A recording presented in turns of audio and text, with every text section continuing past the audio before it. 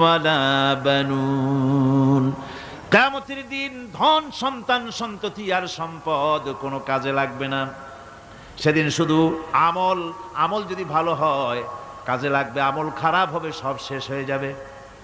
আল্লাহ রাব্বুল আলামিন নবীজিকে ডেকে বলেছেন, নবী আপনি বলেন, কুল মা কুনতু বিদআম মিনার রাসূল, আপনি বলুন আমি কোন নতুন রাসূল নই, আমার আগে অনেক নবী রাসূল পৃথিবীতে এসেছেন, তারা বিদায় হয়ে গেছেন। আমি জানি না কিয়ামতের দিন আল্লাহ রাব্বুল আলামিন আমার সাথে কি ব্যবহার করবেন, আর আমি এও জানি না যে কিয়ামতের দিন আল্লাহ পাক তোমাদের সাথে কি ব্যবহার করবেন। এই আয়াত নাজিল হওয়ার পর আল্লাহর হাবিব তার মেয়েকে ডাকলেন, জামাইকে ডাকলেন, নাতিদেরকে ডাকলেন, আহলে বাইতদেরকে ডাকলেন, আর বললেন, ও আমার মেয়ে, কলিজার টুকরা,